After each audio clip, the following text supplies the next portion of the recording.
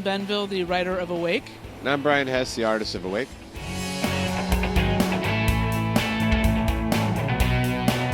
So Awake is a story, it's an all-ages story about a girl and her brother, and they come from an intergalactic race of people who have the power to communicate with planets and wake up planets and help planets through difficult times.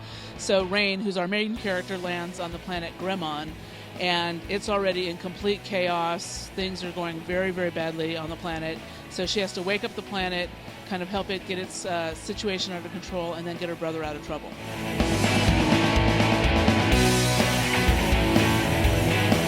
Last time we spoke with you guys, we hadn't signed the deal with Action Lab yet, and so now we are officially going to be an ongoing bi-monthly series, which starts September 16th with issue 1, and we'll be going on from there. The first story arc, the first 4 issues, is already done, and the trade is coming down the line.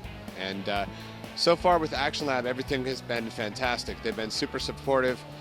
We were at San Diego Comic-Con and we met a bunch of other creators that were really awesome. It was really cool getting their perspective on how they joined the company, how they submitted and kind of curated their books and got them ready to go out into the world. And the people at Action Lab really help you kind of refine what you're doing. And I think that if we were with any other small company, I'm sure some of them do things a certain way, but they've already gone through the growing pains of being really tiny. And so that, you know, they're not huge yet, but they are learning from a lot of mistakes or pitfalls that they have kind of come across. And I think it's really valuable for us. Yeah. So. And I think from our perspective as, you know, creators who really developed this, we self-published, obviously, issue number 1. It's been really wonderful to work with Action Lab because I feel like because most of them are creators, they're super creative, supportive.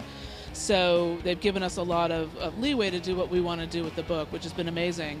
One of the things that we've done is if you're one of the people who bought the self-published issue number 1, you'll actually want to pick up the new issue number 1 because it's a whole new relaunch.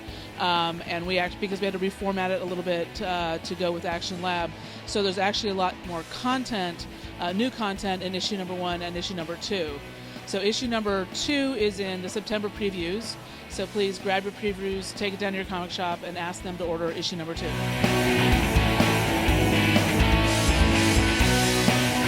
When we were creating the first version, we were going to have 3 volumes of 32 pages, and I think the biggest struggle for us was paring it back and trying to condense and lengthen the story at the same time, because we really had to do that, and it had to make sense. And that was one of the things that Action Lab was really worried about, was splitting up the story. They almost made 2 number 1 issues, the story of the brother and the story of the sister, and they almost wanted us to do that. And I thought that would have been really interesting because I don't think anybody has ever done that, you know. But going from indie, you know, going from self-publishing to a larger indie company has been a huge learning curve for us, because they don't really tell us what to do or what not to do, but they're guiding us more or less. And I think we would be a little lost in certain areas,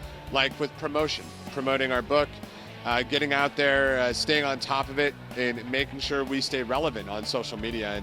And I know that our book is an all ages, you know, title, but, you know, we got to keep the parents interested. We got to keep the people who are older interested, and make sure that it's all, you know, PG or G rated, and keep people engaged. Right. Yeah. I think from my perspective, one of the biggest hurdles as an independent creator is that it is incredibly time-consuming and financially consuming to print your book. Just the business of it can be kind of overwhelming, and that, to me, doing the shift from, you know, being self-publishers to going with a really dedicated, you know, smaller publisher, is that we don't have to deal with that. You know, now we've gotten into the national distribution. Now we're in previews. Now we're, you know, our book is being sent out for reviews. You know, all kinds of great things are happening with us because we're with Action Lab. That I think would have been a real struggle for us to really launch our book on our own. And it's also given us, like, we originally, it was going to be a discrete, three issue arc, and now it's an ongoing book. I mean, we have a whole lot more story to tell, and we get to focus on the creative part, and somebody else has to do all the hard stuff.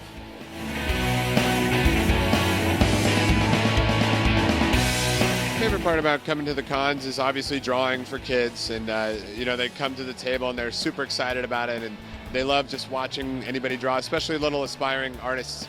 But my favorite part about it is when kids pick up the book on, let's say, a Friday or the first day of the con, and then they come back on a Saturday or a Sunday and they want more, and they start talking about, I like this part in the book when they did this, or this is my favorite character, or here's a drawing I did of your character.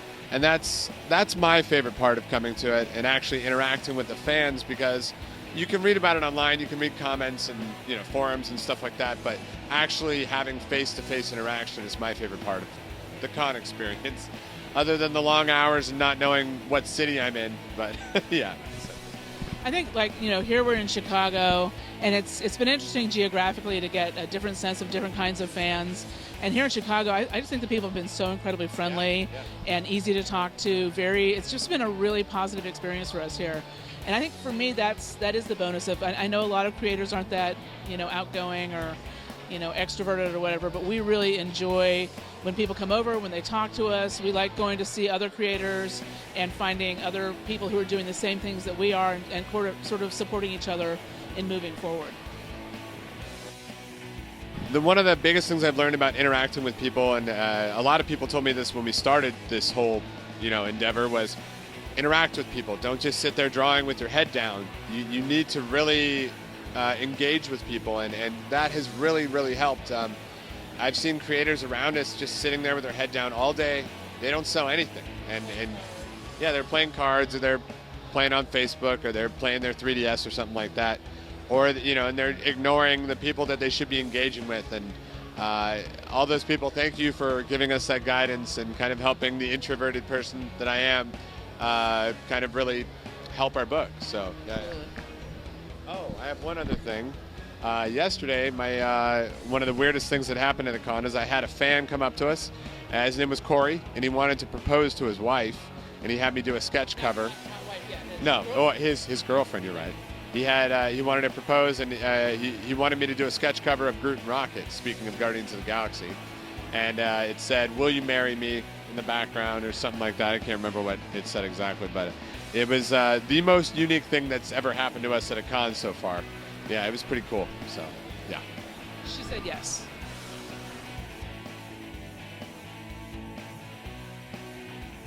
We sometimes get seated next to certain people that we kind of geek out about. I won't name them to embarrass them or call them out.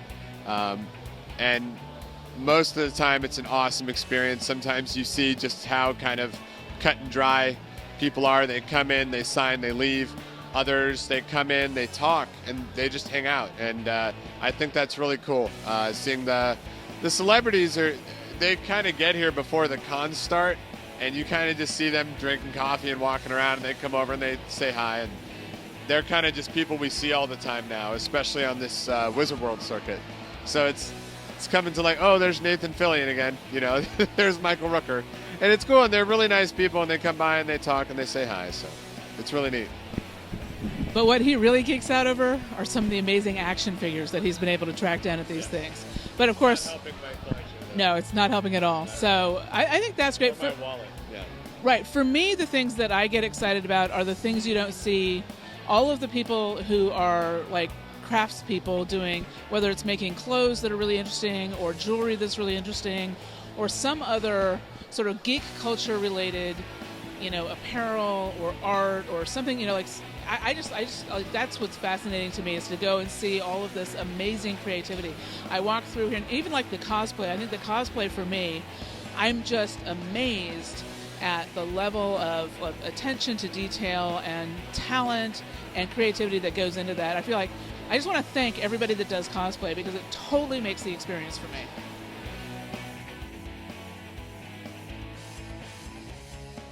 Yeah, and you can go to actionlabcomics.com. You can go to our Facebook page, Awake Comic, or you can go to Awake Comic on Twitter, and you can hit us up on Hess Tunes on Instagram.